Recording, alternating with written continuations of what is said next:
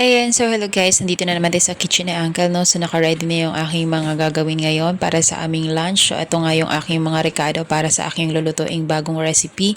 So it's my own version po ito. So first time kong magluto nito, first time ko rin makatikim ng ganitong luto. So yun nga lang guys, no? Ang kinaganda dito sa mga employer ko kasi hindi sila mapili sa pagkain. Kung ano yung mga naisipan kong lutuin dito sa loob ng kusina, is kinakain dan talaga nila. Wala silang angal pagdating sa pagkain. The more na malinis at maayos at masarap yung lasa ng pagkain is hindi sila nagrereklamo.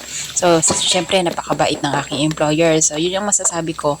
And then, yung ating palang fish meow, fried fish meow pala is kailangan natin siyang ibabad ng 1 to 3 hours kasi matigas po siya talagang hiwain kapag hindi po siya napalambot ng maayos sa tubig or kulang siya sa oras ng pagpapalambot sa tubig. So, normal na ginagamit ko po dito is yung tubig lang po galing sa gripo. Karni naman po, 10 minutes lang, mainit na tubig, ibababad mo lang siya. So, ready na nga akong magluto.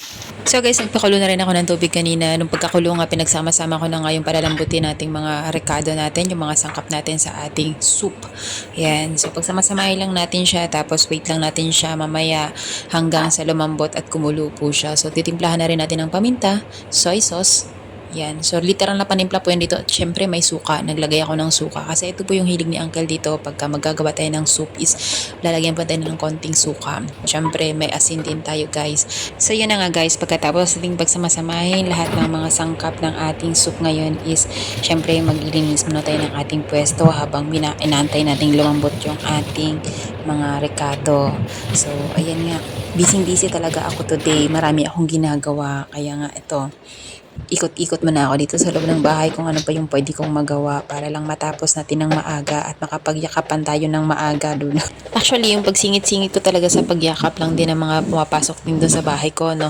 Talagang sinisingit ko lang yan pagka medyo pahinga ng konti, medyo boring ng konti, ayan, singit-singit, cellphone muna ako ng konti, tapos eto, ayan, so eto rin si grandma, sobrang bait niya lang din, tapos ayan, nakita niya naman, di ba, habang naglilinis ako, alam niya na yun na gagawin ko, na magmamap ako, magwawalis ako, nakaangat na lang po sa yung paa niya dun sa may ganyan po, napakabait po ng aking alaga, sobra, wala akong masabi talaga sa kanila, yun lang maano ko talaga sa kanila kasi very supportive nila sa akin, tulad nga ng itong pagbablog-vlog ko dito, no, halos lahat na nga nakikita na ng madla yung buong bahay nila kasi cellphone ko, reels ko, ayan. Ayan, so guys, makalipas nga mga ilang minuto, no, so patapos na rin ako dito sa ginagawa ko at yung aking oras dun sa pagpapalambot sa ating sangkap titingnan. Yun nga guys, now after 30 minutes ng ating pagpapakulo dun sa atin, pagpapalambot natin dun sa ating mga sangkap, no, so okay naman na siya, malambot na siya, so okay na rin yung timpla.